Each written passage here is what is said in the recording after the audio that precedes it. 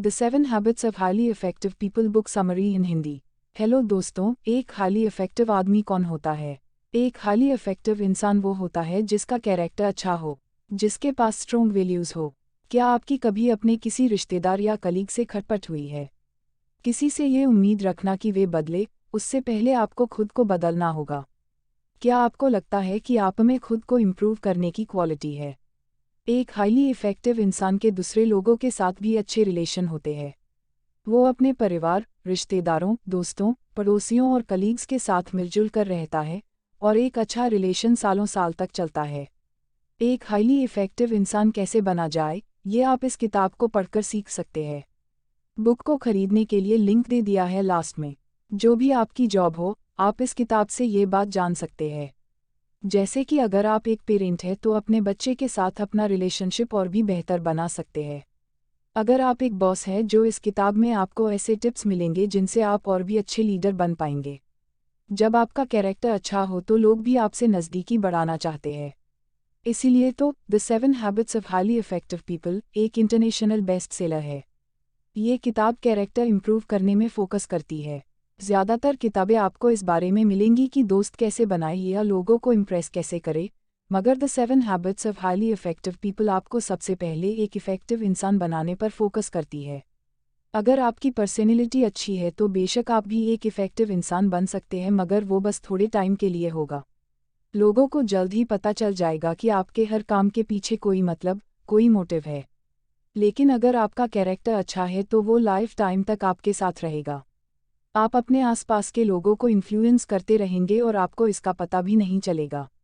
लेकिन याद रखें कि आपको सबसे पहले अपने अंदर से शुरू करना है। तो क्या आप तैयार हैं चेंज होने के लिए? क्या आज आप एक हाईली इफेक्टिव पर्सन बनेंगे? तो अब the 7 habits of highly effective people book की समरी को पढ़ें। हैबिट 1, प्रोएक्टिव बने। प्रोएक्टिव बनने का मतलब क्या है? साइकोलॉजिस्ट विक्टर फ्रेंकल कहते हैं, हमारे आसपास जो भी कुछ होता है हम उसे बदल नहीं सकते, लेकिन हम इस पर कैसे रिस्पॉन्ड करें ये हमारे हाथ में है।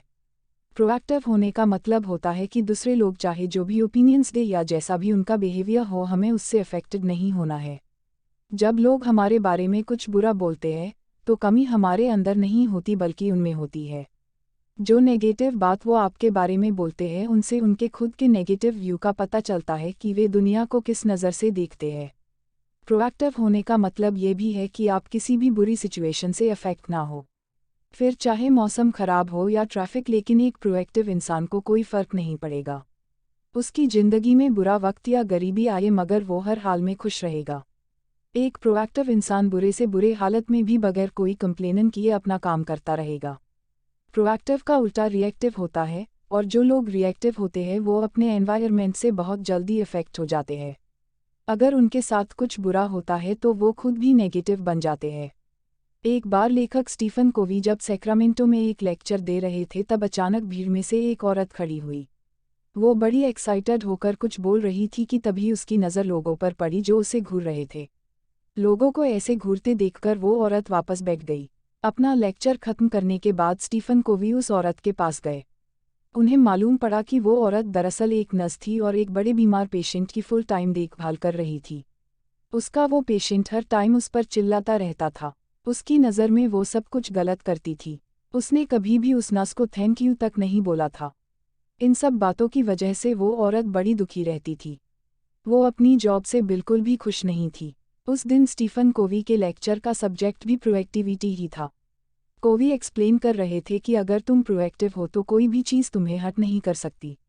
जब तक आप खुद ना चाहे तब तक कोई आपको दुखी नहीं कर सकता। ये लेक्चर सुनकर वो औरत एक्साइटेड हो गई थी क्योंकि उसे पता चल गया था कि रिस्पॉन्ड करना या ना करना उसके हाथ में है। उसने कोवी को बताया, मैंने दुखी होना खुद चुना था, मगर अब मुझे रियलाइज़ हो गया है कि दुखी या सुखी होना मेरे हाथ में है, लेकिन अब किसी दूसरे इंसान का बिहेवियर मुझे कंट्रोल नहीं कर सकता। एक रिएक्टिव इंसान का मूड टीवी की तरह होता है जिसका रिमोट कंट्रोल दुनिया के हाथ में है। जब भी कोई चाहेगा वो उस रिएक्टिव इंसान का मूड चेंज कर सकता है। लेकिन एक प्रोएक्टिव इंसान वो है जिसने अपने मूड का रिमोट कंट्रोल अपने पास रखा है। एक प्रोएक्टिव इंसान को कोई फ़र्क नहीं पड़ता कि दूसरा इंसान उसके बारे में क्या सोच या बोल रही है। Habit 2, begin with the and in mind. आपकी लाइफ की सबसे ज़रूरी चीज़ क्या है? अपने माइंड में एंड को लेकर शुरुआत से हमारा मतलब है कि आपके सारे एक्शन आपकी वैल्यूज़, आपके पर्पज से मैच होने चाहिए। आपको आपका फाइनल गोल, आपका डेस्टिनेशन पता होना चाहिए ताकि आपका हर स्टेप उसी तरफ जाए। हम कई बार बहुत सी प्रॉब्लम्स फेस करते हैं। हमें आए दिन किसी ना किसी चीज़ के लिए कंसर्न होना पड़ता है और लाइफ में इतने चैलेंजेस हैं कि हम कई बार भूल जाते हैं कि हमारे लिए सबसे ज़रूरी चीज़ क्या है। जैसे कि आपको अपने बच्चों का ध्यान रखना पड़ता है, उन्हें हर चीज़ प्रोवाइड करानी पड़ती है, लेकिन आप इसके लिए इतना ज़्यादा हार्ड वर्क करते हैं कि उनके साथ टाइम स्पेंड ही नहीं कर पाते। आप ये भूल जाते हैं कि मटेरियल चीज़ों से ज़्यादा उन्हें आपके प्यार और सपोर्ट की भी ज़रूरत है। अगर आप सच में अपने बच्चों से प्यार करते हैं तो उन्हें हर दिन शो कराएं कि आप उन्हें कितना चाहते हैं। आपकी बातों और आपके एक्शन में उनके लिए प्यार झलकना चाहिए और आपका यही बिहेवियर आपके पेरेंट्स और उन बाकी लोगों के साथ भी होना चाहिए जो आपकी लाइफ में बहुत मायने रखते हैं। Begin with the and in mind से मतलब है ये जानना कि आपके लिए सबसे वैल्यूएबल क्या है। वो आपके अपने लोग हो सकते हैं या फिर आपके प्रिंसिपल जिन पर आपको पूरा यकीन है। अगर आप कुछ ऐसा करते हैं जो आपके प्रिंसिपल से मैच नहीं करता तो आप एक इनफेक्टिव इंसान बन रहे हैं। मान लीजिए कि आप एक घर बना रहे हैं, मगर इसके लिए सबसे पहले आपको अपने दिमाग में प्लानिंग करनी पड़ेगी, फिर जाकर आप टूल्स लेंगे। अगर आपके घर में बच्चे हैं तो आपके घर का हर कोना चाइल्ड फ्रेंडली होना चाहिए। अगर आप कुकिंग का शौक रखते हैं तो आपको अपनी किचन अपग्रेड रखनी पड़ेगी। तो किसी भी काम को शुरू करने से पहले उसका ब्लूप्रिंट आपके दिमाग में क्लियर होना चाहिए। अगर आपने अपना घर अच्छे से प्लान नहीं किया है तो इसे प्रॉपर्ली कंस्ट्रक्ट करना मुश्किल हो जाएगा और लास्ट में आपको इसे रिपेयर कराने में फालतू पैसे ही खर्च करने पड़ेंगे। लाइफ में हर चीज़ प्लानिंग मांगती है और इसी तरह हैंड को माइंड में रखकर चलने की शुरुआत होती है। ये सोचे कि आपको सबसे पहले क्या करना है और ये शो कर ले कि वो आपके वैल्यूज़ के साथ फिट हो सके। क्या आप सबसे ज़्यादा ऑनेस्टी को वैल्यू करते हैं या फिर आप रिस्पेक्ट की ज़्यादा वैल्यू करते हैं? इसी को ध्यान में रखते हुए अपने दिन की शुरुआत करें। अपने वैल्यूज़ पर पूरा यकीन रखें ताकि आपकी लाइफ में जो भी चैलेंजेस आए आप अपने वैल्यूज़ के हिसाब से उन चैलेंजेस को फेस कर सके। हैबिट 3 सबसे पहले ज़रूरी चीज़ें। सबसे पहले ज़रूरी कामों को करने का मतलब सिर्फ टाइम मैनेजमेंट से नहीं है, ये सेल्फ मैनेजमेंट भी है। इंसान होने के नाते हम सब सेल्फ अवेयर होते हैं और यही चीज़ हमें सारी लिविंग थिंग्स में सुपीरियर बनाती है, क्योंकि सिर्फ हम इंसान ही खुद को एवैल्यूएट कर सकते हैं और जब हमें लगता है कि हम कुछ गलत कर रहे हैं तो हम उसे चेंज कर सकते हैं। जब हमें बहुत से काम करने होते हैं तो सबसे पहले हमें अपनी प्रायोरिटीज़ सेट करनी चाहिए। कुछ लोग तो प्लानर्स की हेल्प लेते हैं ताकि उन्हें याद रहे। कुछ लोग टू डू लिस्ट और बॉर्डर्स बनाते हैं ताकि उन्हें ज़रूरी काम याद रहे। लेकिन बावजूद इन सबके कई बार हम अपने बेहद ज़रूरी काम टाइम पर कंप्लीट नहीं कर पाते हैं। जब आपकी प्रायोरिटीज़ पूरी नहीं हो पाती तो सेल्फ डिसिप्लिन आपकी प्रॉब्लम नहीं है। असली प्रॉब्लम यह है कि आपने अपनी प्रायोरिटीज़ को दिल दिमाग में बिठाया ही नहीं। आपने ये सोचा ही नहीं कि ये आपकी टॉप प्रायोरिटीज़ क्यों है, क्यों ये आपके लिए इम्पॉर्टेंट है। सोचिए ज़रा इसके बारे में, ये आपको और ज़्यादा मोटिवेट करेगा। टाइम मैनेज करना चैलेंज नहीं है बल्कि खुद को मैनेज करना है। सबसे पहले ज़रूरी चीज़ें करें, इस बात का मतलब है कि अपनी प्रायोरिटीज़ को पहले नंबर पे रखें। इसका मतलब ये भी है कि ज़रूरत पड़ने पर आप ना बोलना सीखें। जब आपके पास करने के लिए ढेर सारा काम हो तो उन टास्क को ना बोल दीजिए जो आपकी प्रायोरिटीज़ का हिस्सा नहीं है। एग्जाम्पल के लिए सैंड्रा को एक कम्युनिटी प्रोजेक्ट का चेयरमैन बनने को बोला गया, मगर उसके पास पहले से ही इम्पॉर्टेंट टास्क थे, मगर प्रेशर में आकर उसे हाँ बोलना पड़ा। सैंड्रा ने अपने पड़ोसी कोन्नी को पूछा कि क्या वो भी इस प्रोजेक्ट को ज्वाइन करना चाहेगी। सैंड्रा की बात सुनकर कोन्नी ने कहा, सैंड्रा, ये प्रोजेक्ट काफ़ी मज़ेदार लगता है, मगर कुछ रीजन से मैं इसमें पार्टिसिपेट नहीं कर पाऊंगी, मगर सच में तुम्हारे इस इनविटेशन को मैं अप्रिशिएट करती हूँ। उसके बाद सैंड्रा को लगा कि जैसा कोन्नी ने किया उसे भी वही करना चाहिए था। वो भी तो पोलाइटली ना बोल सकती थी जब उसे चेयरमैन बनने के लिए बोला गया था। ये प्रोजेक्ट कम्युनिटी के लिए अच्छा था, मगर कोन्नी को अपनी टॉप प्रायोरिटीज़ मालूम थी, इसलिए उसने ना बोला। उसके पास करने के लिए दूसरे ज़रूरी काम थे और इसलिए उसने पोलाइटली ना बोलने की हिम्मत की। अगर आप अपनी प्रायोरिटीज़ अपने दिल और दिमाग में अच्छे से प्लान कर लेंगे तो आपके लिए बाकी चीज़ों को ना कहना आसान रहेगा और आप अपने ज़रूरी कामों को आसानी से टाइम पर पूरा भी कर पाएंगे। सेल्फ डिसिप्लिन से ज़्यादा ज़रूरी है कि आपके पास विल पावर हो जिससे आप ज़रूरी कामों को सबसे पहले निपटा सके। Habit 4 think win win. Win win एक ऐसा सॉल्यूशन है जो आपको और उन लोगों को जिनसे आप इंटरैक्ट करते हैं काफ़ी बेनिफिट देगा। जब भी आपका अपनी फैमिली और कलीग्स के साथ कोई इशू होता है तो उसका कोई सॉल्यूशन निकालना ही पड़ता है जिससे सबका भला हो। विन विन बेस्ट सॉल्यूशन है। अगर कोई जीतता है और दूसरा हारता है तो इससे एक लंबा और मजबूत रिलेशन नहीं बन पाएगा। इमेजिन करो कि आपका अपने कलीग से डिसएग्रीमेंट हो जाता है तो आपको ये करना है कि जो भी प्रॉब्लम है उस पर खुलकर बात करनी है। उसका कोई ऐसा सॉल्यूशन निकाले जो आप दोनों के लिए सही हो। लेकिन अपने कलीग को खुद पर हावी ना होने देना ही आप उस पर हावी हो। आप दोनों का रिश्ता बैलेंस होना चाहिए जिसमें दोनों की जीत हो। इस तरह से आपके और आपके कलीग में कोऑपरेशन रहेगा जिससे आप एक टीम की तरह काम कर सकते हैं। एक दूसरे के साथ कम्पीट करने से ये कहीं ज़्यादा अच्छा है। अब इमेजिन करें कि आप बॉस हो और अपने किसी एम्प्लॉय से आपका डिसएग्रीमेंट होता है, तो जाहिर सी बात है कि आपकी ही बात ऊपर रहेगी क्योंकि आपका एम्प्लॉय अपनी जॉब की वजह से आपके सामने चुप ही रहेगा। एक बॉस होने के नाते आप बेशक आर्ग्यूमेंट में उससे जीत जाए मगर लॉन्ग रन में देखें तो ये आपकी हार होगी, क्योंकि अपने एम्प्लॉयज़ को नीचा दिखाकर आप उन्हें मोटिवेट नहीं कर सकते। वो आपके लिए काम तो करेगा मगर मन मार के, तो कुल मिलाकर नुकसान तो आपका ही हुआ। कंप्रोमाइज़ करना हमेशा अच्छा होता है, फिर भले ही आप बॉस ही क्यों ना हो। आपके लिए यही अच्छा होगा कि आप अपनी पोजीशन का इस्तेमाल ना करें। अपने एम्प्लॉयज़ को खुश रखने में ही आपका ज़्यादा फ़ायदा है। अगर आप हमेशा विन विन सिचुएशन सेटल करते हैं तो आपके एम्प्लॉयज़ ज़्यादा इफेक्टिव होंगे और ये आपकी कंपनी के लिए भी फ़ायदेमंद होगा। साथ ही आपको बार बार लोगों को हायर करके उन्हें ट्रेन करने की ज़रूरत नहीं पड़ेगी। विन विन सिचुएशन सिर्फ वर्कप्लेस पर ही अप्लाई नहीं होती, ये हर तरह के रिलेशनशिप में एप्लीकेबल है। जब भी आपके अपने पार्टनर, आपके बच्चों, दोस्त या पड़ोसियों के साथ डिसएग्रीमेंट हो तो विन विन सिचुएशन के बारे में सोचें। फिर आप देखेंगे कि कैसे आपके हर रिलेशन में और भी ज़्यादा प्यार और ट्रस्ट आएगा। हैबिट 5 पहले खुद दूसरों को समझने की कोशिश करें, फिर दूसरों से उम्मीद करें कि वे आपकी बात समझें। क्या आपको याद है कि लास्ट बार कब किसी ने आपसे अपनी प्रॉब्लम शेयर की थी? और क्या आपने उनकी बात सच में सुनी भी थी? क्या आपने एडवाइस देने से पहले उनकी फीलिंग्स को समझा था? पहले आप दूसरों को समझने की कोशिश करें, फिर उनसे उम्मीद करें कि वो आपकी बात समझे। ये अच्छे कम्युनिकेशन का यही तरीका है। हम अपनी राइटिंग, रीडिंग, स्पीकिंग और लिसनिंग के ज़रिए कम्युनिकेट करते हैं।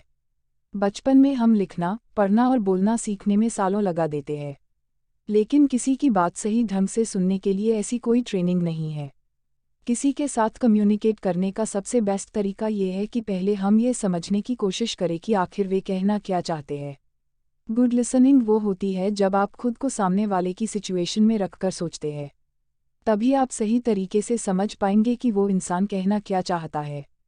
जब आप सुनते नहीं हैं तो आप उस इंसान की बात समझे बगैर रिप्लाई करने लगते हैं, मगर जब आप समझने की कोशिश करते हैं तभी आपको पता चलता है कि वो इंसान असल में कैसा फील कर रहा है। और जब आप इस तरीके से किसी की बात सुनेंगे तभी जाकर उस इंसान को कोई अच्छी एडवाइस दे पाएंगे या उनकी सच में कोई हेल्प कर पाएंगे। एक बार एक आदमी किसी ऑप्टोमेट्रिस्ट के पास गया। उसको कुछ विजन की प्रॉब्लम हो गई थी। उस आदमी ने ऑप्टोमेट्रिस्ट को बताया कि उसको क्लियरली कुछ दिखाई नहीं दे रहा है। तो उस ऑप्टोमेट्रिस्ट ने क्या किया कि उसने उस आदमी को अपना चश्मा दे दिया। ऑप्टोमेट्रिस्ट ने कहा, इन्हें पहनो, मैं पिछले 10 सालों से यही चश्मा पहनता आया हूँ और मुझे साफ दिखता है। मेरे पास एक जोड़ी एक्स्ट्रा पेयर घर पे रखा है, तो तुम ये वाले पहन लो।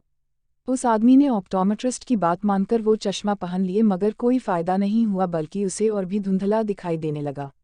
ये बहुत अच्छे ग्लासेस हैं, तुम और कोशिश करो सही ढंग से देखने की, उस ऑप्टोमेट्रिस्ट ने कहा। तो उस आदमी ने फिर से ट्राई किया, मगर उसकी लाख कोशिशों के बावजूद उस ऑप्टोमेट्रिस्ट के चश्मा ग्लासेस पहन के उसे कुछ भी साफ नहीं दिख रहा था। अब ऑप्टोमेट्रिस्ट ने उससे कहा कि वो पॉजिटिव सोचे। इस पर उस आदमी ने जवाब दिया, ओके, अब भी मुझे पॉजिटिवली कुछ साफ नहीं दिखाई दे रहा। ये बात सुनकर ऑप्टोमेट्रिस्ट अपसेट हो गया, क्योंकि आखिरकार वो तो उस आदमी की बस मदद करना चाहता था। उसे लगा कि शायद वो आदमी झूठ बोल रहा है और अनग्रेटफुल है। हम भी कई बार ठीक इसी तरह उस ऑप्टोमेट्रिस्ट के जैसे ही बिहेव करते हैं।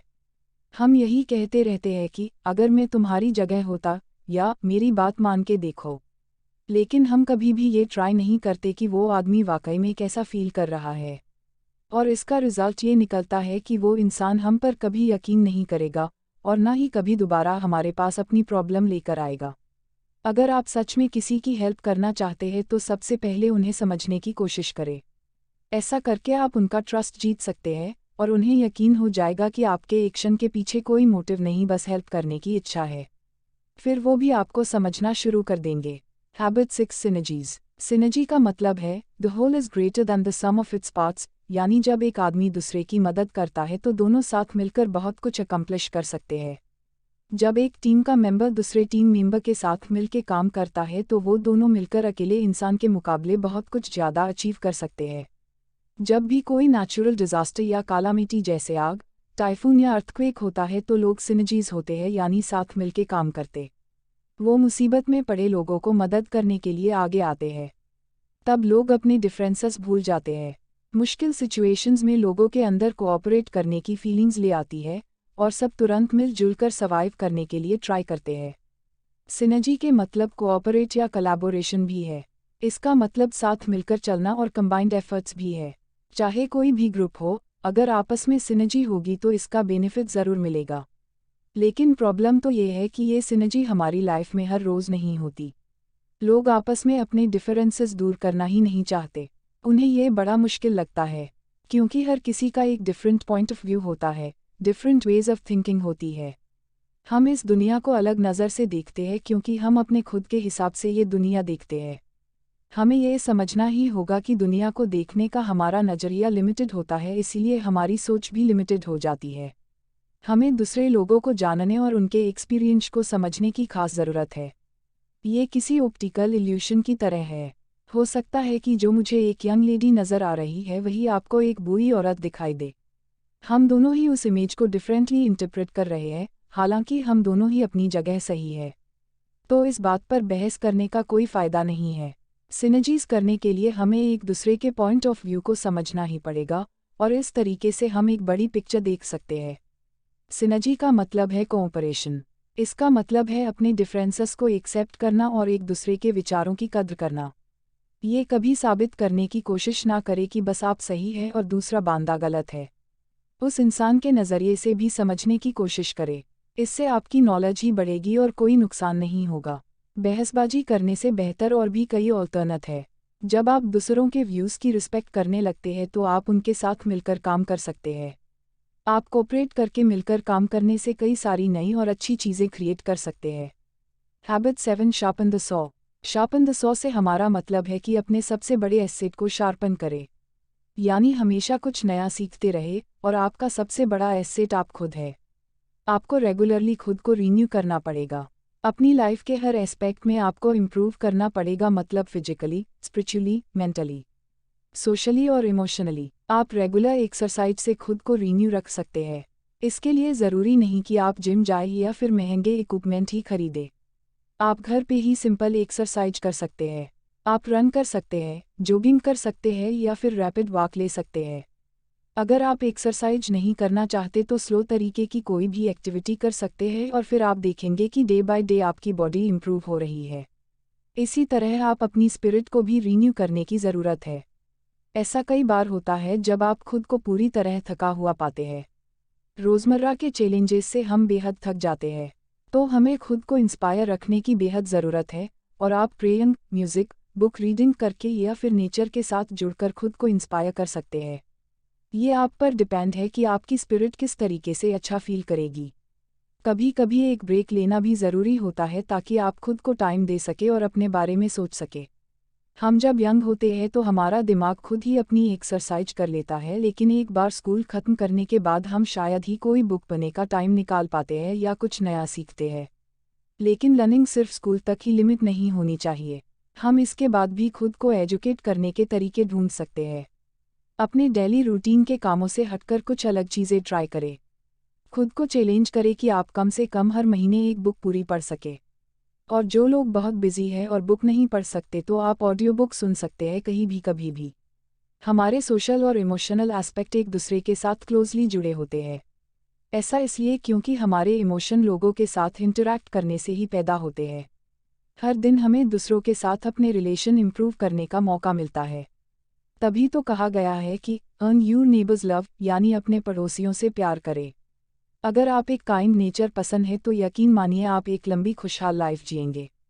अब इमेजिन करें कि जैसे आप जंगल में वॉक पर गए हो, आपको एक आदमी नजर आता है जो एक छोटे से पेड़ को काट रहा है। आप देखते हैं कि वो आदमी काफ़ी थक गया है, तो आप उससे पूछते हैं कि वो कितनी देर से ऐसा कर रहा है।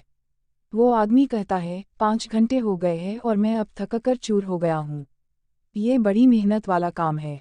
तो आप उस आदमी को सलाह देंगे कि उसे कुछ मिनट का ब्रेक लेना चाहिए। हो सकता है कि उसे अपना सौ यानी अपनी आरी को शार्पन करने की ज़रूरत है, और आप उसे ये भी कहते हैं कि मुझे यकीन है कि इससे आपका काम तेज़ी से होगा, मगर वो आदमी मना कर देता है। वो कहता है कि वो इतना बिजी है कि उसके पास सौ शार्प करने का यानी अपनी आरी को तेज करने का टाइम ही नहीं है। अब किसी भी चीज़ को इफ़ेक्टिवली कट करने के सौ यानी आरी को तेज़ करने की ज़रूरत होती है। ठीक इसी तरह खुद को और भी इफ़ेक्टिव बनाने के लिए हमें भी अपने एसेट शार्पन करने होंगे। आपको टाइम निकालकर खुद को रीन्यू करना ही पड़ेगा, क्योंकि जो टूल आपकी लाइफ में ज़रूरी है वो तो आपके पास है ही, बस उनको शार्पन करने की ज़रूरत बीच बीच में पड़ती रहती है। और आपके एसेट्स है आपकी बॉडी, माइंड और सोल, और उन्हें शार्पन करना कभी ना भूले। कंक्लूजन, आपने हाईली इफ़ेक्टिव लोगों की 7 हैबिट्स सीखी।